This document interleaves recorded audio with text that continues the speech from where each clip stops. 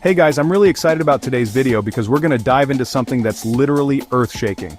Seismography. I've always been fascinated by how we can measure the Earth's movements. It's like taking the planet's pulse. So today, we're gonna break down the engineering behind seismographs step by step, and trust me, it's gonna blow your mind how these machines can detect earthquakes and even help predict tsunamis. Alright, so what exactly is seismography? Well, it's basically the science of measuring and recording Earth's vibrations. You see, our planet is constantly moving, even when we can't feel it. Seismographs are these incredible machines that can detect and measure these movements, no matter how small. The history of seismographs is pretty wild. The first one was invented in China way back in 132 AD. It was this bronze vessel with dragons on it, and when the ground shook, a ball would drop out of a dragon's mouth. Fast forward to today, and we've got super high-tech digital systems that can measure the tiniest tremors from anywhere on Earth.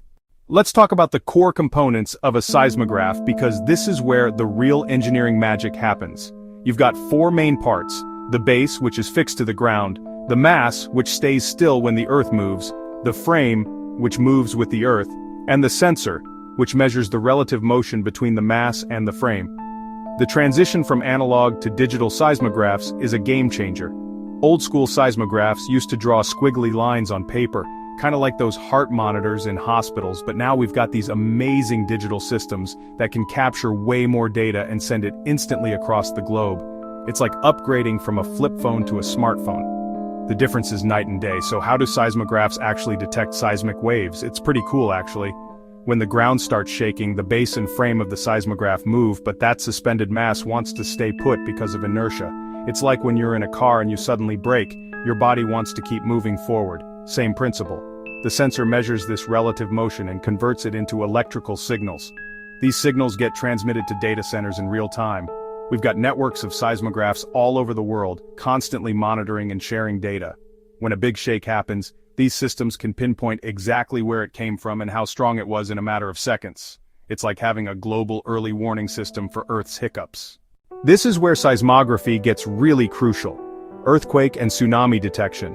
When seismographs detect a big earthquake, especially underwater, they can trigger tsunami warnings. It's not just about measuring the shake, but understanding what that shake might cause. These systems have saved countless lives by giving people precious minutes to evacuate. Let me give you a real-world example. In 2011, when that massive earthquake hit off the coast of Japan, seismographs detected it immediately. The warning system gave people in Tokyo about 80 seconds of warning before the shaking hit them. That might not sound like much, but it's enough time to take cover or stop a train. And for tsunamis, we're talking about hours of warning in some cases. It's pretty amazing how this technology can make a life-or-death difference. So there you have it, guys. The incredible world of seismography. From measuring the Earth's pulse to saving lives, these machines are true engineering marvels. And hey, the field is still evolving. We're seeing new tech like fiber optic cables being used as giant seismographs, and even smartphones acting as mini earthquake detectors. It's a pretty exciting time in the world of shake detection, and if you want to get smarter every day about cool engineering and technology stuff like this, hit that subscribe button. Until next time, keep learning and stay curious.